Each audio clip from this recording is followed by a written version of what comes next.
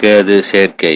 யாரோட ஜாதகத்தில் எல்லாம் குரு கேது சேர்க்கை இருக்கின்றதோ அவர்கள் முன் ஜென்மத்தில் நியாயம் தர்மம் சார்ந்த விஷயங்களிலும், குழந்தை சார்ந்த விஷயங்களிலும், வருமானம் சார்ந்த விஷயங்களிலும், ஆன்மீக சார்ந்த விஷயங்களிலும் நாம் நம்முடைய கடமைகளை செயற்பாடுகளையும் ஒழுங்காக முன் ஜென்மத்தில் நிறைவேற்றாமல் இருந்திருக்கிறோம் என்று அர்த்தம்.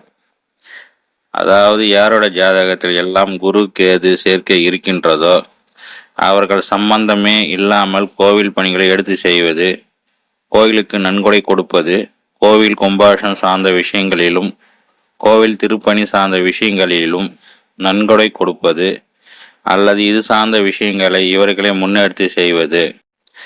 இவர்கள் செய்யவில்லை என்றாலும் இவர்கள் உறவினர்கள் அல்லது நண்பர்கள் வலுக்கட்டாயமாக இவரிடம் இருந்து கோயில் சார்ந்த விஷயத்திற்கு, கோயில் கும்பாபிஷேகம் திருப்பணி சார்ந்த விஷயத்திற்கும் பணத்தை வாங்கி கொண்டு போய்விடுவார்கள்.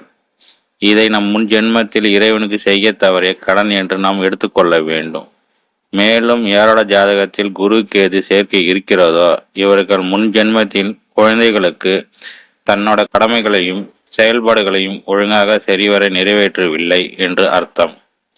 இந்த ஜென்மத்தில் இவர்கள் தன்னுடைய குழந்தைகளுக்கு எவ்வளவுதான் உதவி செய்தாலும், எவ்வளவுதான் அவர்கள் மீது பாசத்தை காட்டினாலும், எவ்வளவுதான் குழந்தைகளுக்காக இவர்கள் உழைத்தாலும் குழந்தைகளிடம் இருந்து அதற்கான ஒரு அங்கீகாரம், மரியாதையும் பாசமும் இவர்களுக்கு ஒருபோதும் வரவே வராது. குழந்தைகள் இவர்களை பார்த்து, நீ உன்னுடைய கடமை தான் செய்கிறாய், நீ எனக்கு பெரிதாக எதுவும் ஒன்றும் செய்யவில்லை என்று தான் கேட்பார்கள். மேலும் இவர்கள் வருமானத்தை ஒழுங்காக சம்பாதிப்பதாலும் சம்பாதித்த பணத்தை ஒழுங்காக கையாள்வதினாலும் முன் ஜென்மத்தில் ஒழுங்காக அவர்களின் கடமைகளை சரிவர நிறைவேற்றவில்லை என்று அர்த்தம். இந்த ஜென்மத்தில் இவர்கள் தன்னுடைய குடும்பத்திற்காக எவ்வளவுதான் சம்பாதித்து கொடுத்தாலும் இன்னும் வேணும் இன்னும் வேணும் என்று தன் குடும்பத்தினர் இவர்களை பார்த்து கேட்பார்கள். வருமானத்தை இவர்கள் கண்டிப்பாக பிரச்சனைகள் வரும்.